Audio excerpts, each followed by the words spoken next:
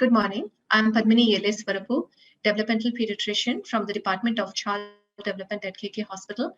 Thank you all for joining in the webinar this morning. I will be covering factors affecting child development, developmental screening, and why it's important, and promoting child development and learning in early years. Child development is a process through which human beings typically grow and mature from infancy through adulthood. It is a continuous process with a predictable sequence, as in once a child learns to sit, the next milestone achieved is crawling, then walking. However, this course is unique to every child, and this is due to the interaction of extrinsic and intrinsic factors that have an impact on child development that I will discuss shortly.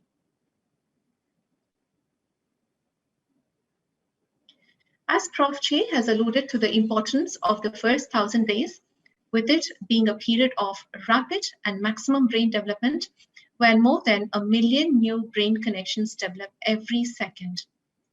Brain development is already evident as early as 3 weeks of fetal life.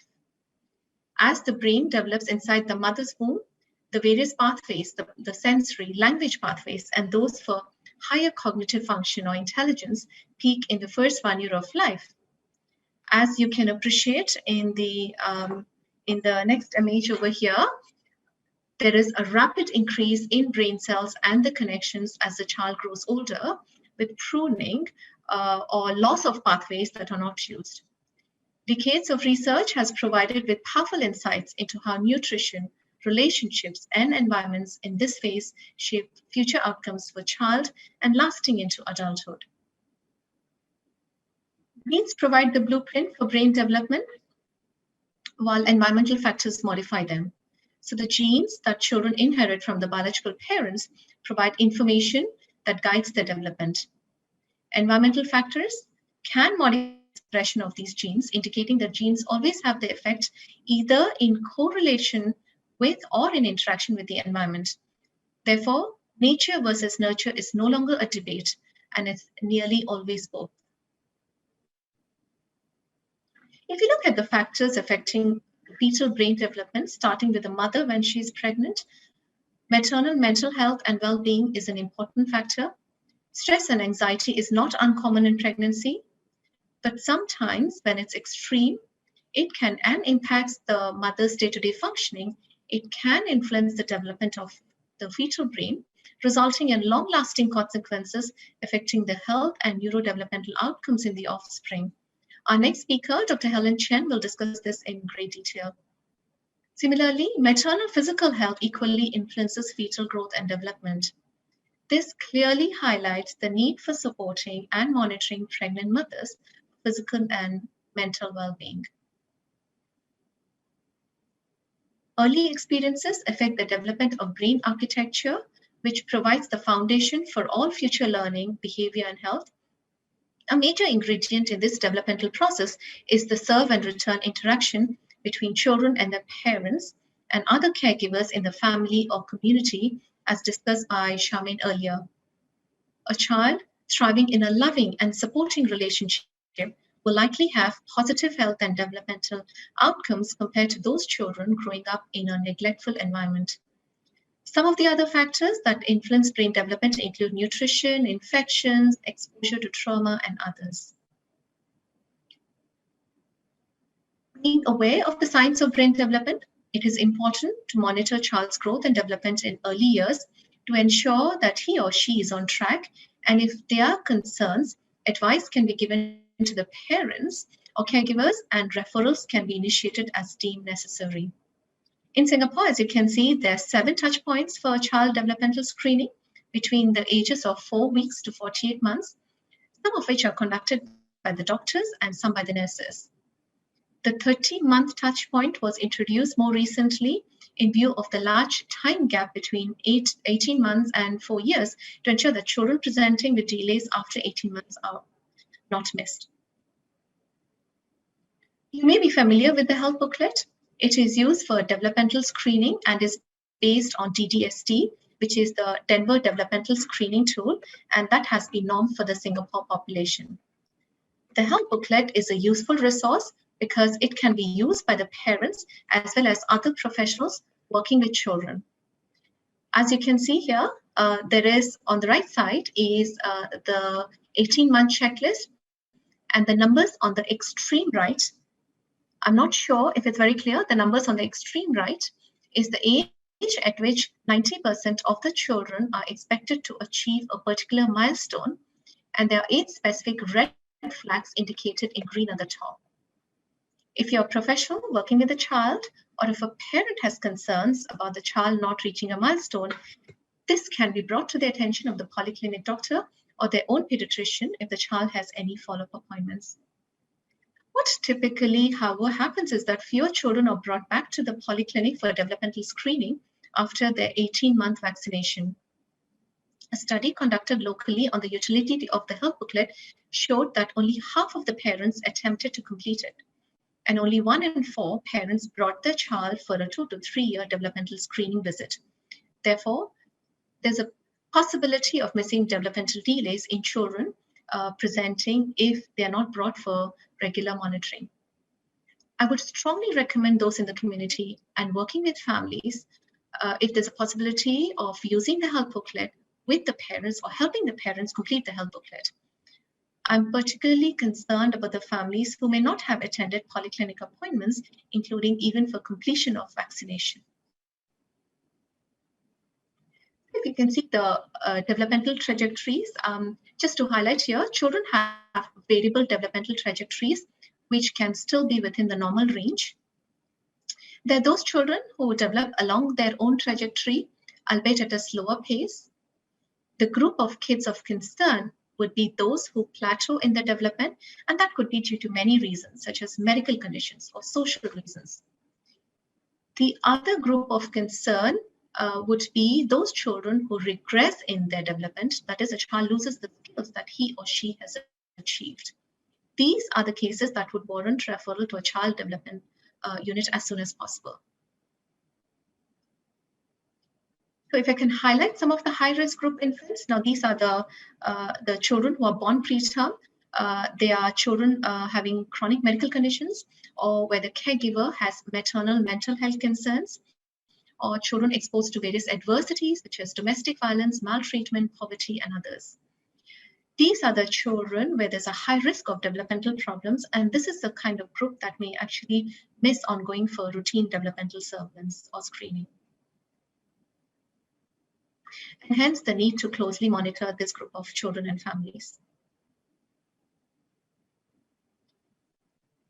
Now, it is important to identify any developmental delays or disorders early, because early identification and early intervention has better outcomes than those identified later.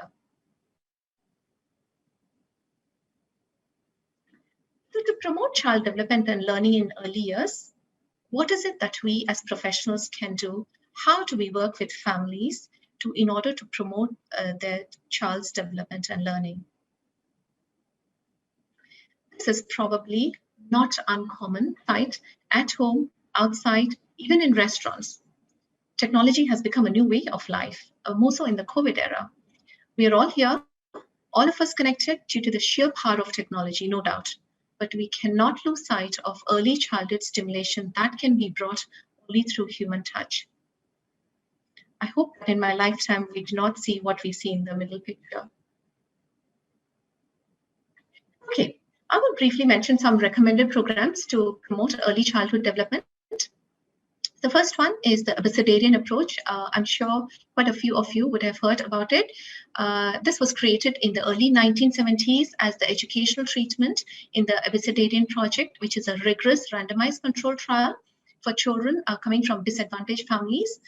The 4 components of AA include language priority, enriched caregiving, conversational reading, and learning games. This is a modality that's been used from birth all the way up until school delivery and can be delivered on a one-to-one or in a group setting as well. What is interesting is the extensive amount of research that's been done on AA. Long-term benefits for the disadvantaged sample that participated in the initial study included a 4-fold improvement in the rate of university graduation, And what was even more interesting was that the adult age follow-up indicated unexpected benefits, including better health, better employment rates, and reduced criminal behavior. AA is now being implemented in Singapore with some ongoing research in select preschools. The other one is the Reach Out and Read program, which is a national pediatric early literacy program implemented in the US and endorsed by the American Academy of Pediatrics. This includes incorporating books into pediatric care with special emphasis on children growing up in low-income families. Basically, what happens is when children are seen in well baby clinics between 6 months to 5 years, the parents are offered developmentally age-appropriate books by the pediatrician or nurse practitioner who's trained in the use of this modality. They then encourage the parents to read aloud to their children, and appropriate tips are offered. They're also gifted books for the children to take home and keep. Certainly, this is a modality that does help language, cognition, and more importantly, relationship between the parent and the child. This is actually backed by good research evidence that indicates that children who participated in the Reach Out and Read program enter kindergarten with larger vocabulary and stronger language skills. Majority of you would be familiar with the National Library Board. Besides having excellent reading resources for all ages, they do conduct specific activities to promote early reading through parent-child engagement. NLB reaches out to children of all ages, and I'm just highlighting some of the programs that's available.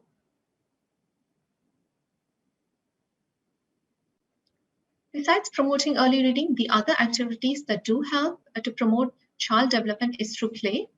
Play helps children learn about themselves and the world around them. Play is essential for the cognitive, physical, social, and emotional well-being of children and supports the formation of secure emotional attachment with parents when parents are engaged with the children. What is important is to discuss with the caregivers how they can build play into their child's routines so that playing with the children does not seem too onerous.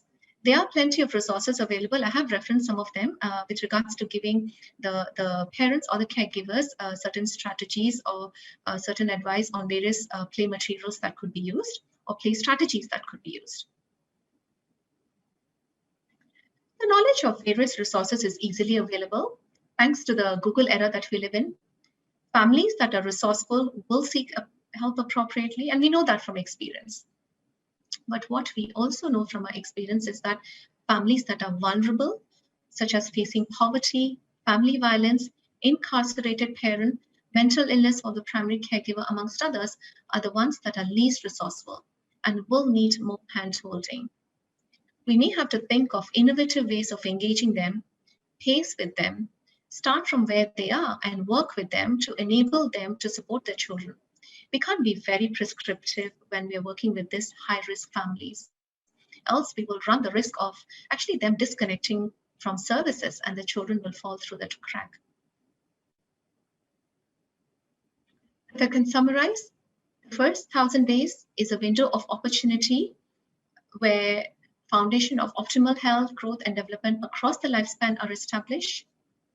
Developmental screening, especially in the first 0 to 3 years, is important to ensure timely identification and management of developmental delays or disorders, optimize the child's potential. And role of parents is vital in early childhood development.